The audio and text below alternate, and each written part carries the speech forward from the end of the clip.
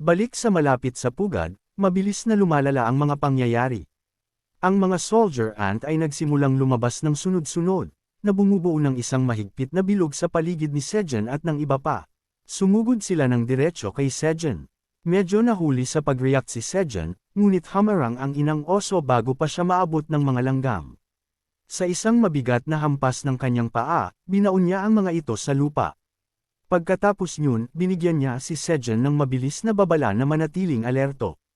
Tumango lamang si Sejan at inayos ang kanyang sarili, na pagtatanto na ang mga bagong langgam na ito ay hindi isang bagay na maaari niyang baliwalain. Sa malapit, sinusubukan ni Baby Bear na harangin ang isa sa mga soldier ant ng mag-isa. Nakakayanan naman niya, ngunit malinaw na nahihirapan siya. Napansin ito ni Garen at tumalon siya upang tumulong. Hinampas niya ang langgam ng isang mabigat na tira na naging sanhi ng pagtalsik ni Baby Bear sa maikling distansya. Agad siyang tiningnan ni Garen upang masiguro ang kanyang kalagayan. Nagbigay si Baby Bear ng mabilis na thumbs up na ang ibig sabihin ay maayos lang siya. Ngunit agad na napagtanto ni Garen na may hindi tama. Tumingin siya sa ibaba at nakita na ang langgam na akala niya ay naduraj na niya ay aktwal na itinataas ang kanyang binti. Bago pa siya makakilos ng maayos, nawalan siya ng balanse dahil sa langgam at naitapon siya paitaas sa hangin. Pinanood ito ni Sejan at bumulong sa sarili, naaalalang ang mga langgam ay kilala sa pagbubuhat ng maraming beses na bigat kaysa sa sarili nilang katawan. Ang makita ito ng aktwal ay talagang kapanipaniwala. Samantala, mas marami pang soldier ant ang patuloy na umaakyat palabas ng pugad. Mabigat na lumapag si Garen sa malayo, at si Baby Bear ay nagsisimula ng mapuno dahil sa dami ng mga kalaban. Tinakpan ni Sejan ang kanyang bibig sandali, pinag-iisipan ang sitwasyon habang tumitindi ang presyon. Tiningnan ng inang oso ang kawan na bumubuhos mula sa pugad at tahimik na nagpasya na tapos na siya sa pagpipigil.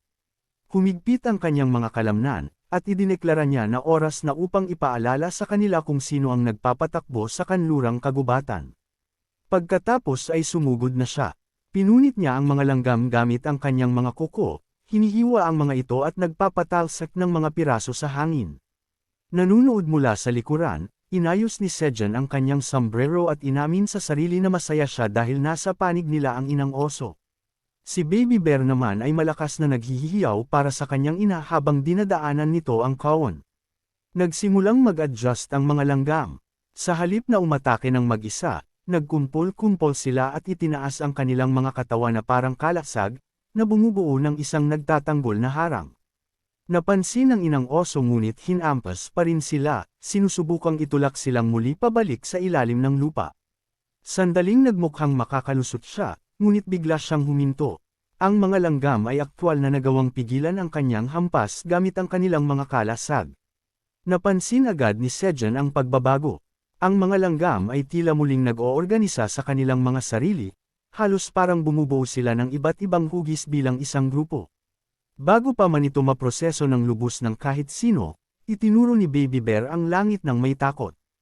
Tumangala si Sejan at nakita na nagsimula na ang Blue Moon. Sa sandaling lumitaw ito, nagbago muli ang mga langgam. Ang kanilang mga katawan ay naging mas malakas. Ang kanilang mga galaw ay naging mas matalas. Isang langgam ang tumili, na tila nagbibigay ng mga utos sa iba. Gayunpaman, hindi nagtagal ang utos na iyon dahil agad na hamampas ang inang oso at tinanggal ang ulo nito. Kahit ginagawa niya iyon, biglang natanto ni Sejan na may iba pang nangyayari. Maayos lang si Garen dahil itinalaga siya bilang isang guardian. Ligtas si Baby Bear dahil naitalaga na siya ni Sejan bilang isang subordinate noon pa. Ngunit ang inang oso, wala siyang ganoong proteksyon. Dahil wala si Aileen, ang impluwensya ng Blue Moon ay nagsimulang makaapekto sa kanya. Ang kanyang ungol ay naging mas malalim at mas mabangis. Ang kanyang mga instinct ay nagbago at nanguha ng kontrol.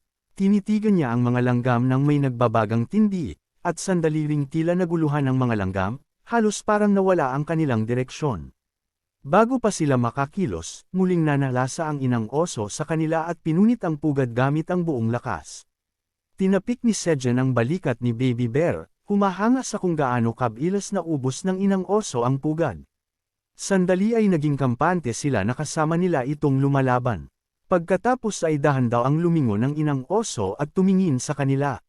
Sa kanyang pananaw, may tila mali.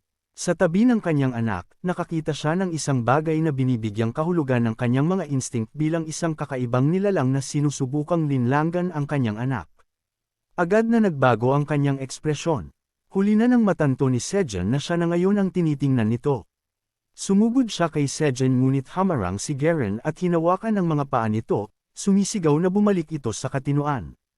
Hindi ito gumana. Madaling na itapon ng inang oso si Garen sa tabi.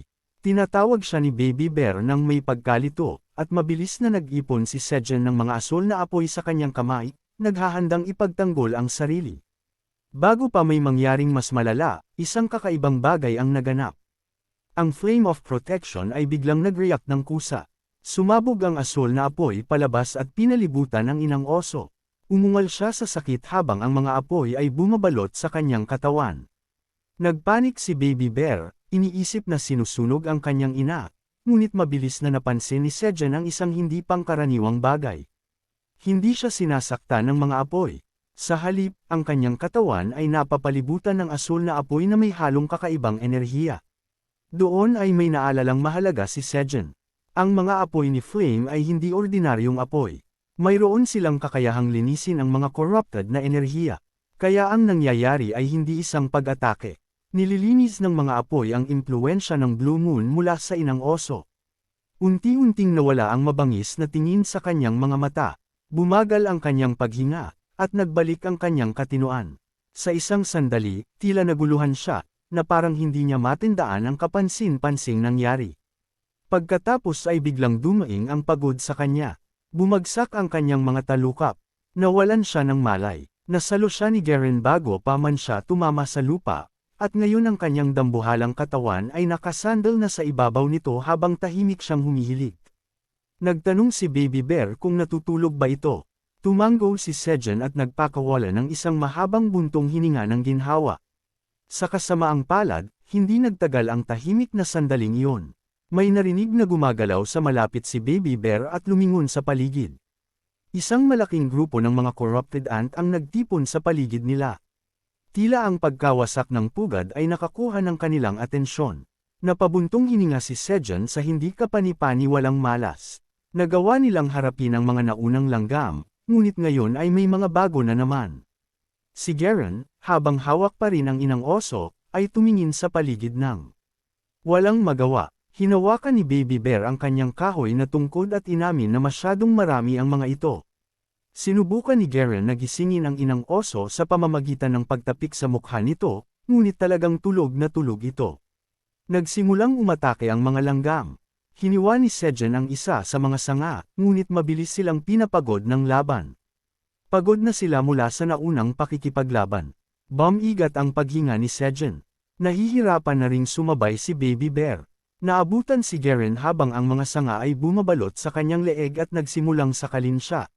Sinubukan ni Sejun na tumulong, ngunit pumulupot ang sanga sa kanyang binti at itinaas siya sa hangin. Inihampas siya ng langgam pababa sa lupa ng sapat na lakas upang magbitak ang ibabaw nito.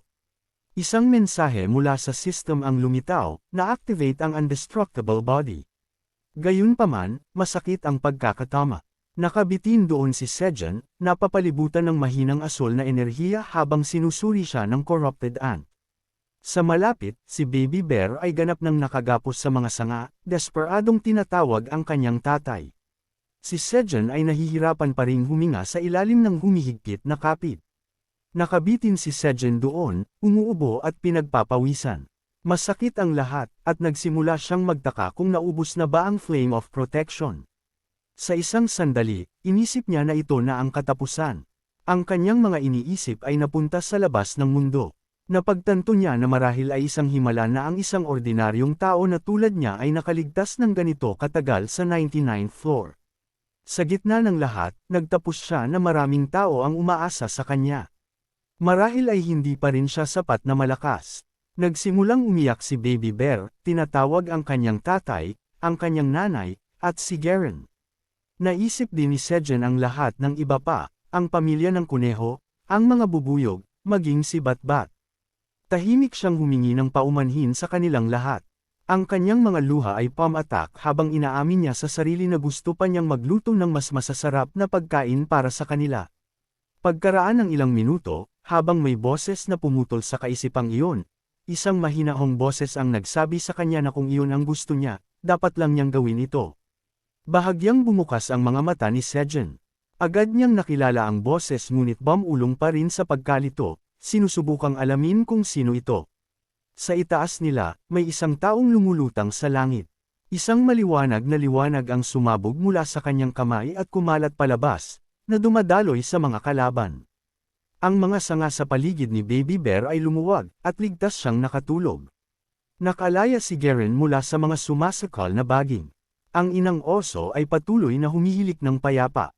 Naramdaman ni Sejong ang isang malambot na kamay na nakapatong sa kanyang ulo. Dahan-dahan niyang minulat ang kanyang mga mata. Nakakita siya ng isang batang babae na nakayuko sa kanya na may banayad ng ngiti. Tahimik na humingi ng paumanhin si Eileen dahil sa huli niyang pagdating.